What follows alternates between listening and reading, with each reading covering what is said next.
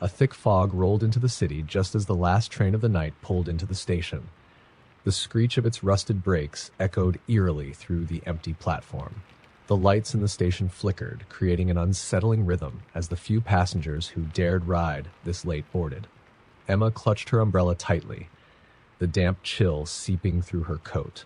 She hesitated before stepping onto the train, staring at its scratched, graffiti-covered surface. Something felt off, but the thought of a long walk home through the deserted streets was even worse. She found an empty seat near the middle of the car, its cracked vinyl cold against her legs. The doors hissed shut, and the train jolted forward. There were only 6 other passengers scattered throughout the car.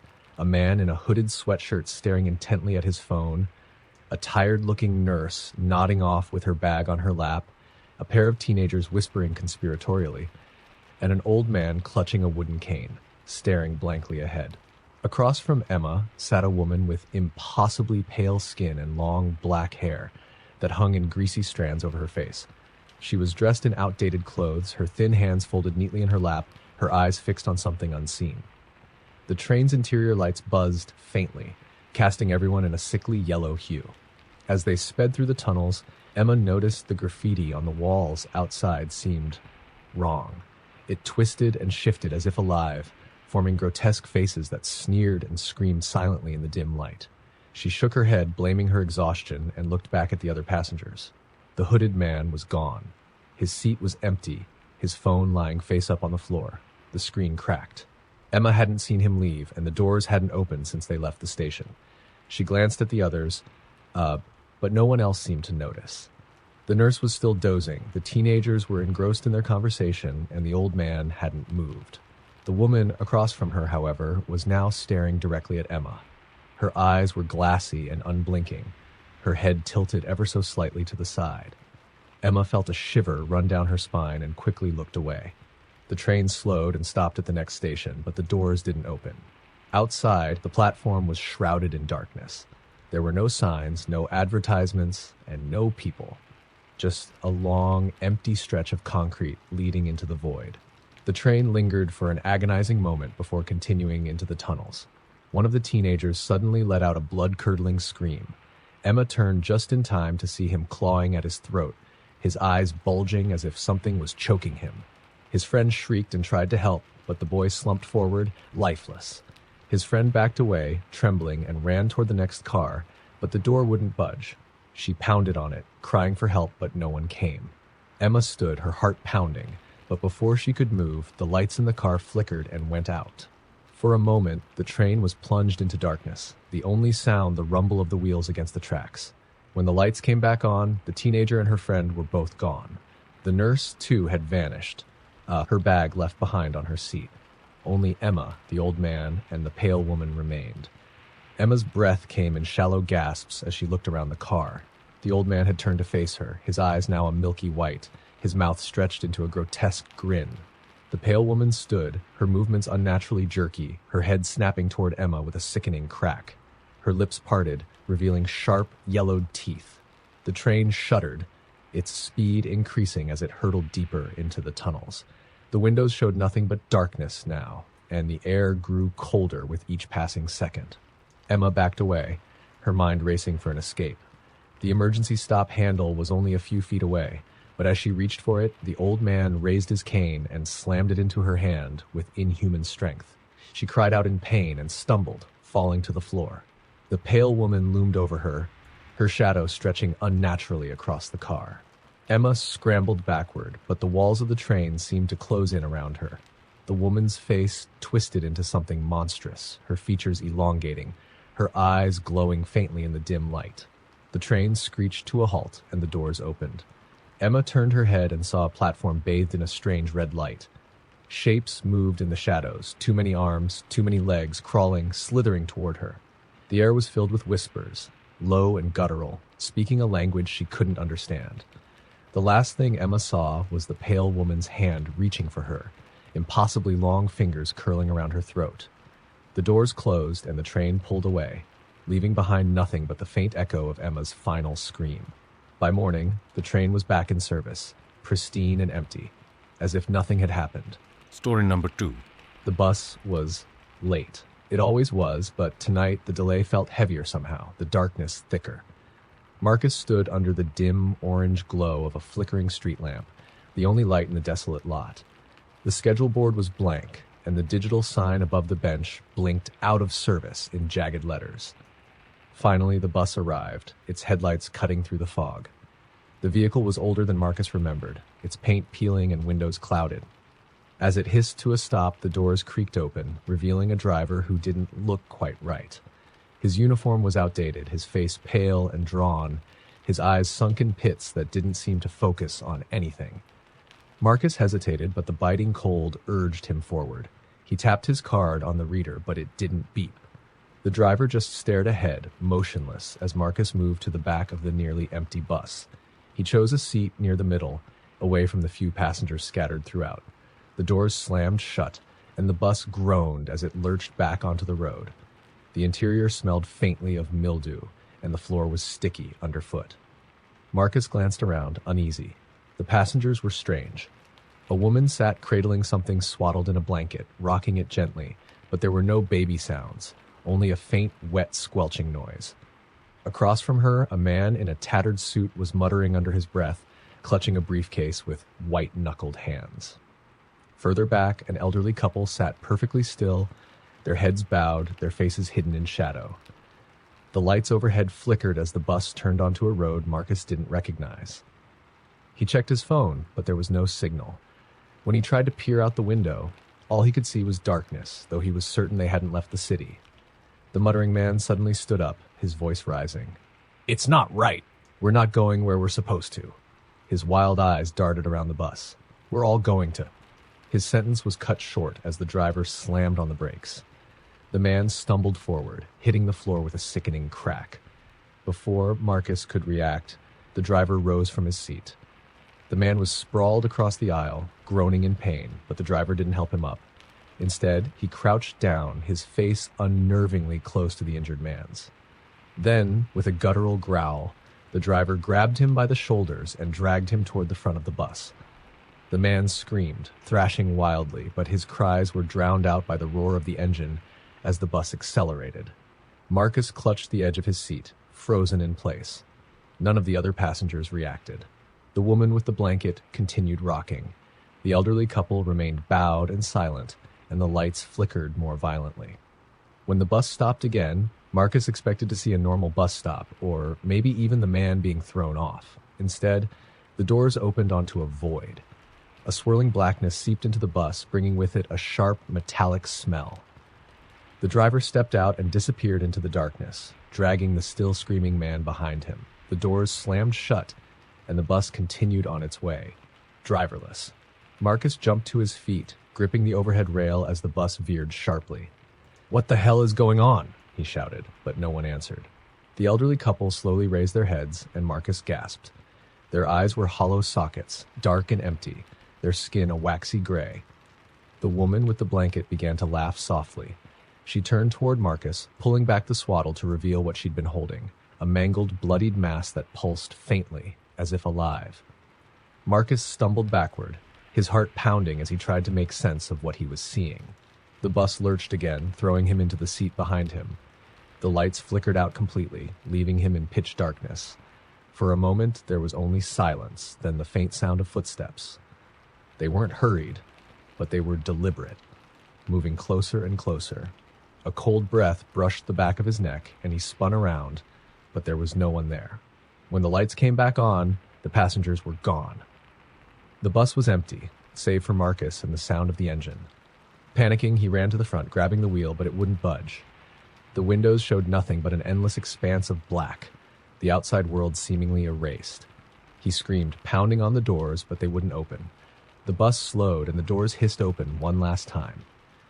Outside, there was no station, no platform, just a barren field under a blood-red sky. Strange, twisted shapes moved in the distance, their movements jerky and unnatural. A low hum filled the air, growing louder and louder until it felt like it would split his skull. Marcus backed away from the doors, but something unseen yanked him forward. His nails scraped against the floor as he was dragged toward the exit, his screams swallowed by the oppressive hum. The bus doors slammed shut and it rolled on into the darkness, once again pristine and empty for its next passenger. Story number 3. The city bus groaned to a halt at the corner of 13th and Morgan, its headlights cutting through the mist that had settled heavily over the streets. Clara was the last person waiting at the stop. She glanced down the empty road, her breath clouding in the freezing air. She didn't want to get on. Something about this bus felt wrong. The windows were completely dark, not even a hint of the usual warm interior light, and the exterior seemed older, almost decayed, with rust streaking its metal sides. But it was late, and she was tired. Clara stepped on board. The driver barely acknowledged her, his face obscured beneath a brimmed hat. She has a transit card in hand, but he waved her on without a word. The door slammed shut behind her with a loud hiss, making her jump. Inside, the bus was almost empty, except for a few passengers scattered throughout. Clara chose a seat near the middle, avoiding the flickering light bulb hanging precariously from the ceiling. She looked around nervously. A young woman sat 2 rows ahead of her, staring intently out the window, though there was nothing but darkness outside. Across from her, an old man with a stooped back clutched a wooden cane. He never looked up, but his lips moved as if he were whispering something to himself. The bus lurched forward with a jolt, and the world outside the windows began to blur unnaturally. Clara rubbed her eyes, but no matter how hard she tried to focus, the view outside refused to make sense. Shapes moved in the darkness, things she couldn't quite make out, but that felt deeply wrong, as though the longer she stared, the more her mind would break trying to understand them. She decided to focus on the inside of the bus instead, but that was no better. The walls seemed closer than they should be, and the air carried a faint, rotten odor. The seat beneath her creaked as though something were moving inside it, and the lights above buzzed with an irregular, grating hum. Clara glanced at the other passengers again. The young woman was still staring out the window, but her expression had changed. Her jaw hung slack, her mouth frozen mid-scream, though no sound escaped. The old man now turned his head toward Clara, revealing empty eye sockets that oozed a thick, black liquid. She shot to her feet, her heart pounding. "What is this? What's going on?" she yelled, her voice echoing strangely in the narrow space. The driver's voice crackled over the intercom, low and distorted, like a radio signal from a place no one should hear. "All passengers, please remain seated. The journey is almost complete." "No!" Clara bolted for the door, but it wouldn't budge. She banged on it with her fists, her panic rising as she realized the handles weren't even real, just painted shapes on the metal. The sound of footsteps behind her made her freeze. She turned slowly. The young woman and the old man were standing now, their movements jerky and unnatural. Their heads tilted to impossible angles as they took slow, deliberate steps toward her. From the back of the bus came a deep, guttural growl, and something huge and shadowy began to rise from the seats. It didn't have a distinct form, but its eyes, glowing red slits, bored into Clara's soul. She screamed and bolted for the emergency exit window, but as she fumbled with the latch, the bus came to a screeching halt. The force threw her backward, slamming her into the seats. Her vision blurred, and when she opened her eyes, the lights were out. Only the faint glow of the creature's eyes and the reflections of the passengers' distorted faces remained. The driver's voice came again, clearer this time, but impossibly cold. Final stop. The doors creaked open, revealing a black void outside. No ground, no sky, just endless nothingness. Clara tried to cling to her seat as an unseen force began to pull her toward the door. Her nails dug into the fabric, tearing it apart, but the pull was relentless. One by one, the other passengers were sucked into the darkness. The young woman let out a piercing wail as she was swallowed by the void, her scream cutting off abruptly. The old man followed silently, his body crumbling into ash as he disappeared. The shadowy creature oozed forward, its massive form blocking her view, and reached for her with tendrils that wrapped around her ankles. Clara screamed, kicking and thrashing, but it was no use. She was dragged toward the door, her fingers clawing at the floor until they caught on a loose piece of metal. She held on with all her strength, tears streaming down her face, but the tendrils were too strong. As she was pulled into the void, her last thought was that she hadn't even seen where the bus was supposed to be going. The next morning, the bus appeared again at its usual stop, pristine, empty, and waiting for its next passenger. Story number 4. The subway platform was nearly deserted when Jason arrived. The hum of the flickering overhead lights, the only sound cutting through the oppressive silence. He checked his watch, 2:13 a.m. He had missed the earlier train home, and now he was stuck waiting for the last one. The deep, dark tunnels seemed to breathe with their own life, exhaling a damp chill that settled into his bones. The sound of distant footsteps echoed from the far end of the platform. Jason turned and spotted a woman pacing near the edge. She was dressed in a long, outdated coat, her face obscured by the shadows. Something about her movements unsettled him. They were too stiff, too deliberate. She stopped suddenly, her head snapping toward him as if sensing his gaze. Jason looked away quickly, pretending to check his phone. Moments later, the subway train roared into the station. Its arrival was abrupt, the screech of its brakes louder than usual. The train looked older than the ones Jason was used to, its exterior covered in strange markings he couldn't decipher. The doors slid open with a mechanical hiss, revealing a dimly lit interior. Jason stepped inside, glancing behind him. The woman hadn't moved. He found a seat near the middle of the car and settled in, trying to shake the feeling of unease. There were only a handful of passengers, all eerily quiet. A man in a wrinkled business suit sat 2 rows ahead, his head bowed, hands clenched tightly around a briefcase. Across from him, an elderly woman knitted something dark and shapeless, her lips moving soundlessly. At the far end of the car sat a teenage boy with headphones on, staring blankly at the ceiling. The train doors closed, and it rumbled back into the tunnels. Jason noticed that the usual station announcements were missing, replaced by a static hiss over the intercom. Outside the windows, the walls of the tunnel blurred past, but something was wrong. The graffiti he expected to see was replaced by jagged symbols, faintly glowing as the train sped by. The train car grew colder. Jason could see his breath fogging in front of him, and the lights flickered overhead. He pulled his jacket tighter and glanced around. The businessman hadn't moved. Neither had the elderly woman or the boy. Jason rubbed his hands together, trying to warm up, when the train abruptly slowed down. It stopped in front of a station he didn't recognize. The platform outside was shrouded in darkness, save for a single dim bulb hanging from a crooked pole. The sign above was smeared with something dark, the letters unreadable. The doors didn't open, but Jason swore he saw movement outside, a shadow flitting just beyond the edges of the light. The train jolted forward again without warning, throwing Jason back against his seat. He tried to laugh off his nerves, but when he looked up, he realized the businessman was now sitting directly across from him. Jason hadn't seen him move. The man's face was pale, his eyes unfocused and glassy, his mouth hanging slightly open. Jason shifted uncomfortably, his heart hammering in his chest. "Can I help you?" Jason asked, his voice trembling. The man didn't respond. Instead, his head tilted slowly to the side, an unnatural crack echoing in the silent car. Jason stood, deciding to move to another seat. But as he turned, he saw that the elderly woman was standing now, her knitting needles dangling from her hands. The thread was no longer yarn. It looked like hair, long and black and still wet. Her hollow eyes locked onto Jason. The lights flickered violently, plunging the car into intermittent darkness. In the brief flashes of light, Jason saw the teenage boy rising from his seat, his head lolling unnaturally, a low growl emanating from his throat. The passengers were closing in on him, their movements jerky and unnatural. Jason bolted toward the door connecting to the next car, his heart pounding in his ears. He yanked on the handle, but it wouldn't budge. Behind him, the static over the intercom grew louder, almost deafening, interspersed with faint whispers in a language he didn't understand. He turned back and froze. The passengers were no longer human. Their faces had twisted into grotesque masks of agony, their bodies elongating and distorting. The businessman's hands had become clawed, his briefcase melting into his arm like a grotesque growth. The elderly woman's mouth stretched impossibly wide, her teeth jagged and stained.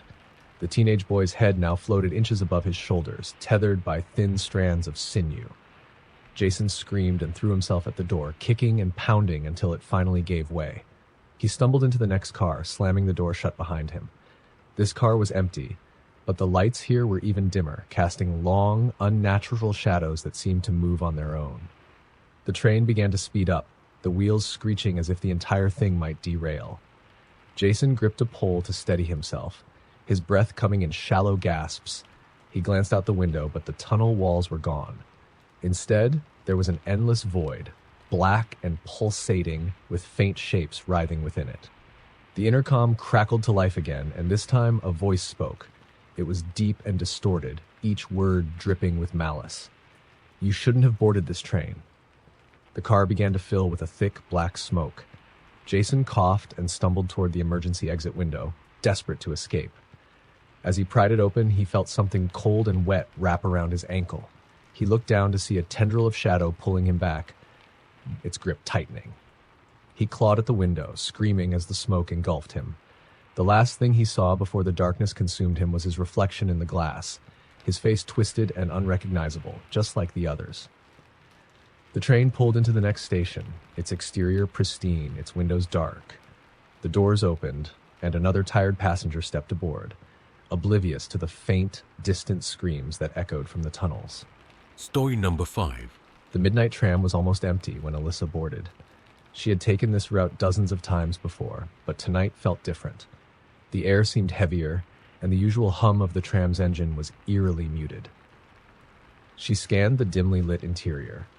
A man in a trench coat sat near the front, his head bowed and face obscured by a wide-brimmed hat. Further back, an older woman clutched a small purse in her lap, staring blankly at the seat ahead of her. Alyssa hesitated before sitting near the middle, her nerves prickling. The tram doors slid shut with a hiss, and it lurched forward. Alyssa glanced out the window, expecting to see the familiar city streets. Instead, there was only blackness. No buildings, no streetlights, just an impenetrable void rushing past. Her stomach churned as the tram picked up speed, the vibrations growing more violent than usual. She pulled out her phone, hoping to distract herself, but there was no signal, not even Wi-Fi. The clock on her screen blinked erratically before freezing altogether, the digits distorting into unrecognizable symbols. She stared at it, unease crawling up her spine. "First time on this route?" a gravelly voice asked. Alyssa looked up to see the man in the trench coat had turned toward her. His face was still obscured by shadows, but she could feel his gaze. She hesitated, then nodded. "Yeah, it's strange tonight." The man chuckled softly, a dry, hollow sound. "Strange isn't the word for it. You should have waited for the next tram." "What do you mean?" she asked, her voice shaky. He didn't answer. Instead, he turned back around and resumed staring out the front window. Alyssa gripped the edge of her seat, her heart pounding. She glanced at the older woman, who hadn't moved an inch. "Excuse me, ma'am," Alyssa called out. "Do you know when the next stop is?" The woman didn't respond. Alyssa stood and approached her, but as she got closer, she froze. The woman's eyes were wide open, but they were glazed over like a doll's, and her chest wasn't moving. Alyssa reached out a trembling hand and touched the woman's shoulder. Her body toppled sideways, stiff as a board. Alyssa staggered back, her breath coming in short gasps. "What the hell is going on?" she whispered. The tram jolted violently, and Alyssa fell into a nearby seat. The lights overhead flickered, casting the interior in stuttering shadows. Outside the windows, the void was no longer empty. Dark, shapeless figures seemed to writhe just beyond the glass, their movements jerky and unnatural.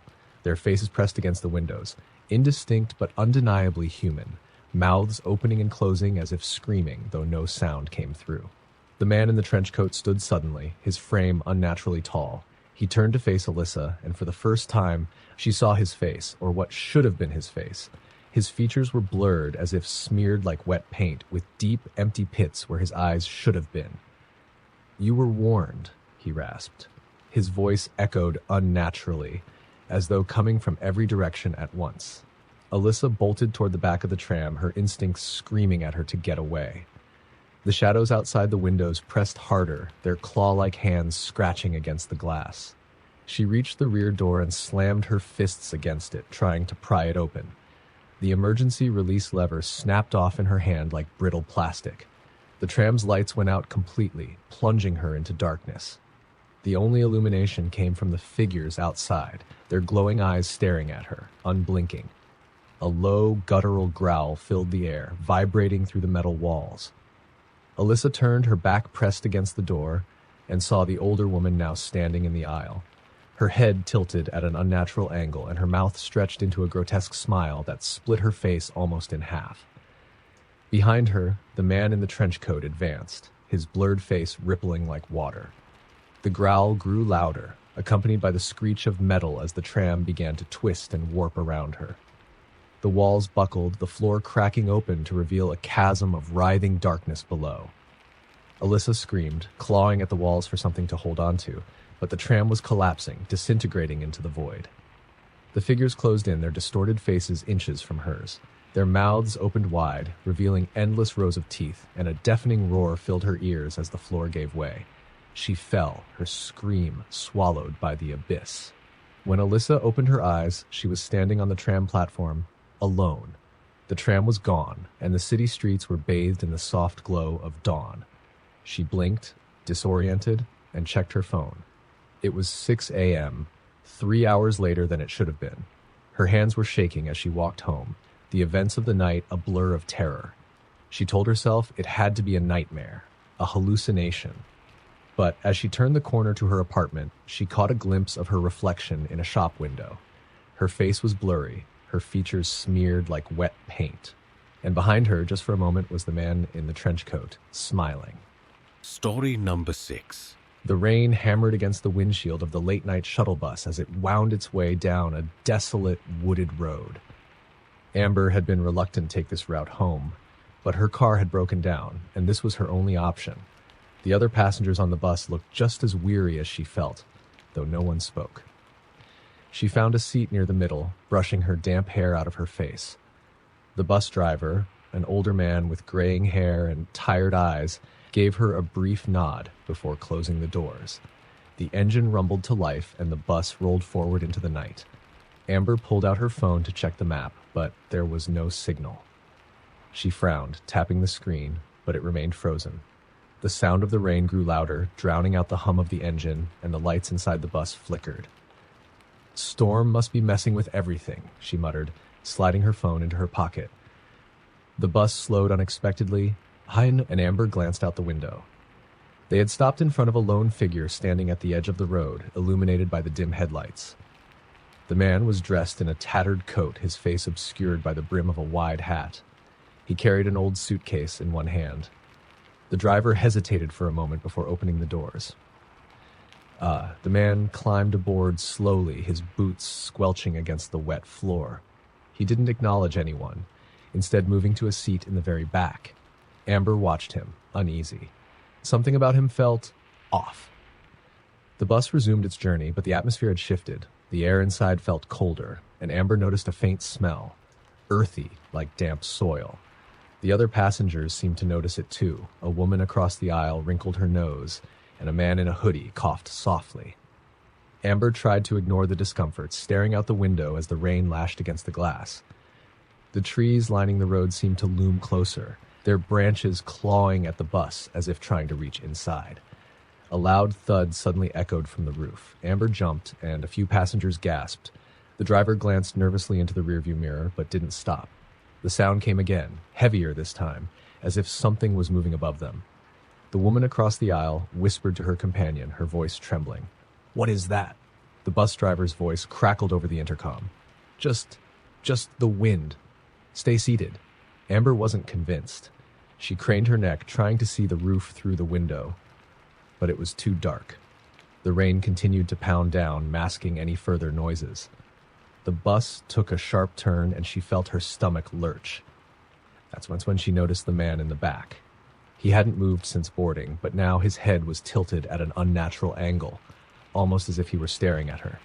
Amber blinked, trying to convince herself it was a trick of the shadows. "Don't look at him." The voice was low, barely audible, but Amber heard it. She turned to see the hoodie-clad man sitting diagonally behind her. His face was pale, his eyes wide with fear. "What?" she whispered. "Don't look at him," he repeated, his voice urgent. "He's not supposed to be here." Amber's pulse quickened. "What are you talking about?" Before he could answer, the bus shuddered violently, as though something heavy had landed on top of it. The lights flickered again, and this time they went out completely. The bus was plunged into darkness, the only illumination coming from the dim headlights cutting through the storm. A loud scraping sound echoed from above, followed by a slow, deliberate thud. Whatever was on the roof was moving toward the rear of the bus. Amber clutched the edge of her seat, her heart hammering in her chest. The scraping stopped, and for a moment, everything was silent, except for the rain. Then came a loud bang, and the emergency exit at the back of the bus was wrenched open. A chilling wind swept through the cabin, carrying with it the stench of decay.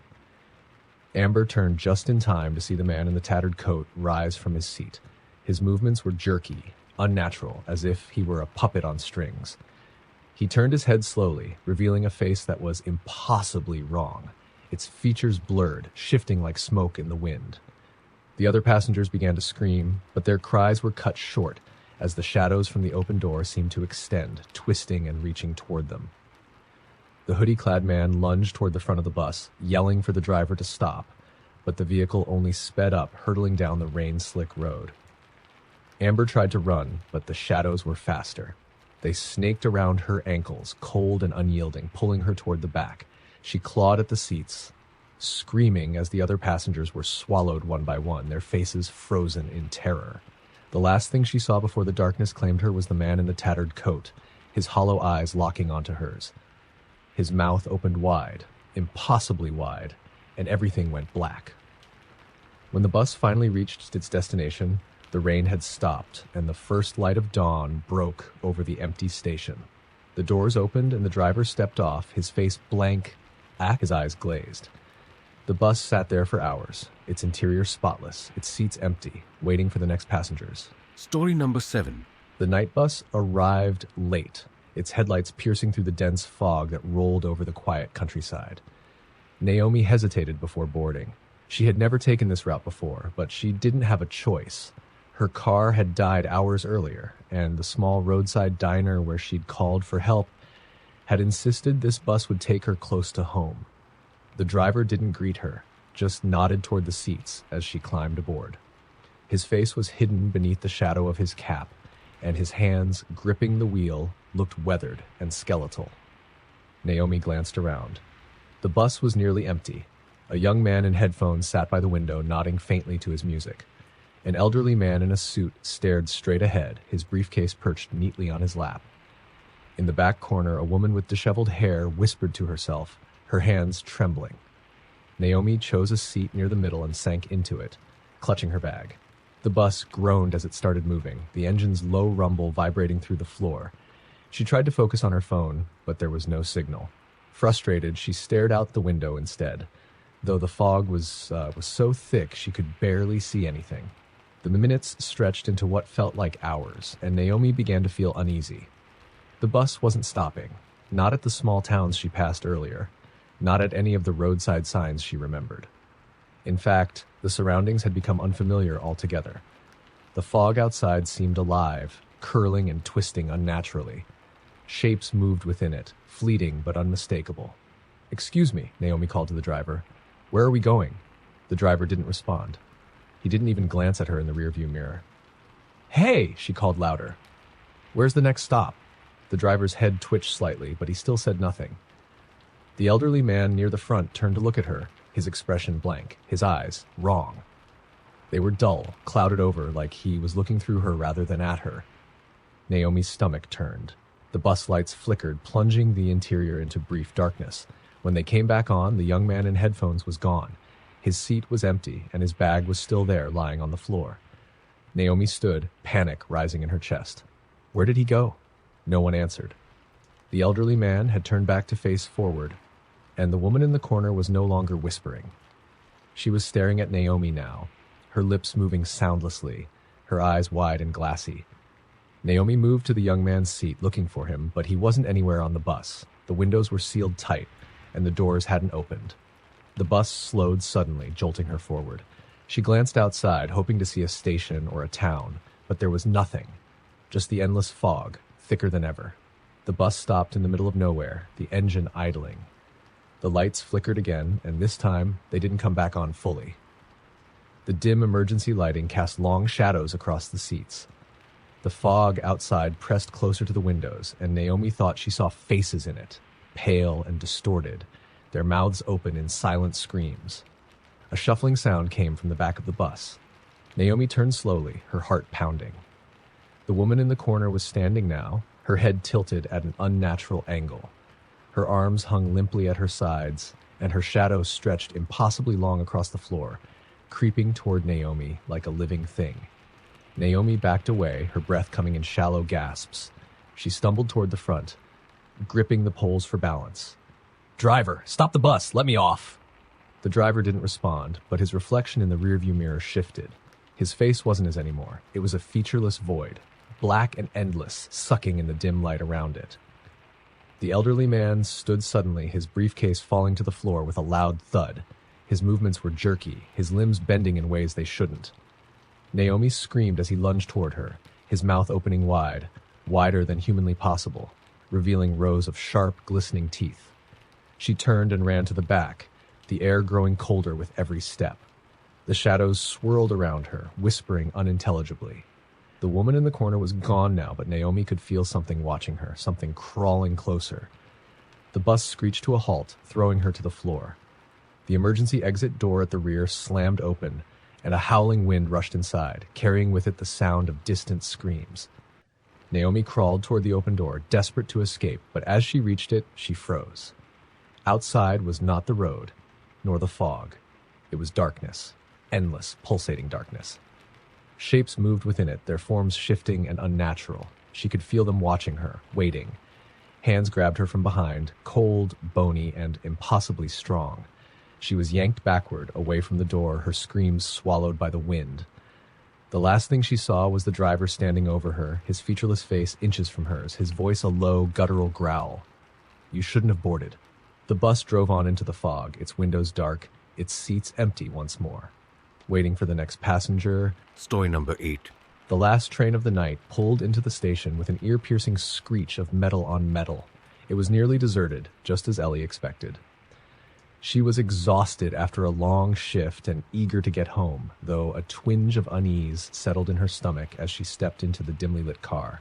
The overhead lights flickered weakly, casting unsettling shadows across the empty seats. She chose a spot near the middle, where she could keep an eye on both the front and rear of the train. The doors slid shut behind her with a heavy thud, and the train lurched forward, heading into the dark tunnel. Ellie glanced at her phone, noting the time. 12:43 a.m. She scrolled absent-mindedly, the steady rhythm of the train lulling her into a daze. But something made her pause. Out of the corner of her eye, she noticed a figure sitting several rows ahead. She hadn't seen anyone board with her, but there they were. A man, hunched over, wearing a dark hoodie. Ellie shook off her discomfort. Maybe he'd been there all along, and she just hadn't noticed. She returned to her phone, but the sense of unease lingered. The man hadn't moved since she noticed him, not even a twitch. He sat perfectly still, his head slightly tilted as if he were listening to something she couldn't hear. The train entered a long, dark stretch of the tunnel, and the lights overhead flickered again. When they stabilized, Ellie's breath caught in her throat. The man was closer now, 2 rows ahead of her, though she hadn't heard him move. His hoodie obscured his face, but she could see his hands resting on his knees. They were pale, almost translucent, with long, unnaturally thin fingers. Her heart pounded as she tried to rationalize it. Maybe she hadn't been paying attention. Maybe he had moved, and she just hadn't noticed. But when the lights flickered again, he was sitting directly across from her. Ellie froze, her phone slipping from her hands. She could feel his gaze on her, though his face was hidden in the shadow of the hood. The air around her grew colder, and a faint sound reached her ears. Whispering. Dozens of voices, low and indistinct, as if they were coming from inside her own head. "Can I help you?" she forced out, her voice trembling. The man didn't respond.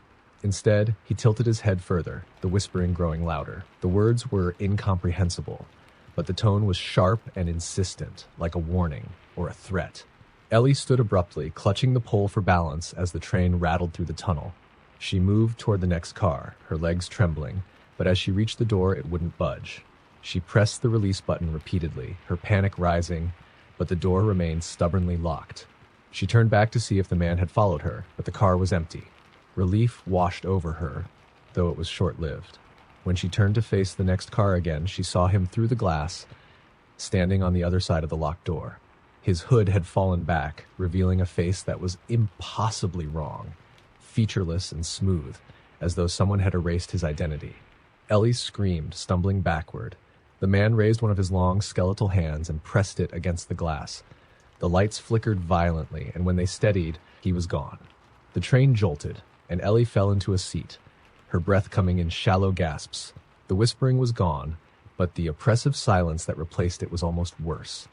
She looked around frantically, hoping to see another passenger, anyone who could help her, but she was alone. The intercom crackled to life, and a voice echoed through the car. Next stop, Terminus. The word sent a chill down her spine. She had never heard of a station called Terminus before. The train slowed, and Ellie peered out the window. Beyond the glass was darkness, thick and absolute. The train came to a stop, and the doors slid open with a hiss. Cold air rushed inside, carrying with it the faint scent of decay.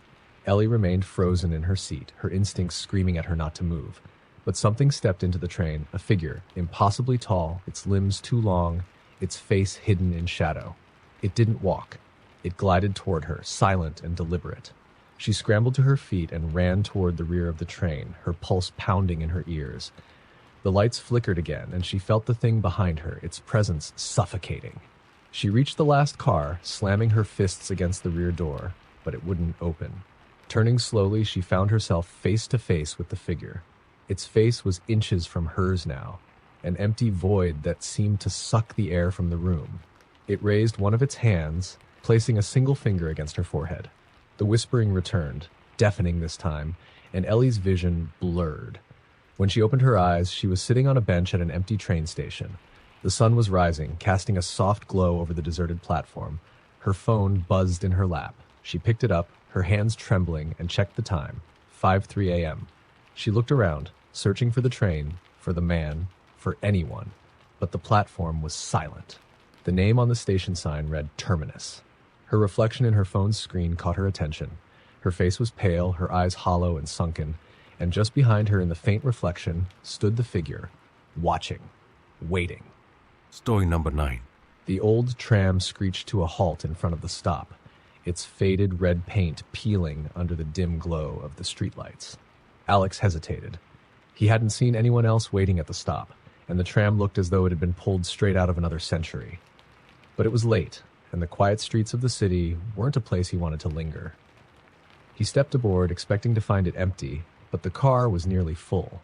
People sat stiffly in their seats, their faces turned toward the windows, staring into the night. No one looked at him as he shuffled awkwardly down the aisle, finding a spot near the middle. The doors groaned shut behind him, and the tram rumbled forward. The interior smelled faintly of dust and something metallic, like rust. Alex glanced around. The passengers were oddly dressed, suits and dresses that looked antique, like something out of an old photograph.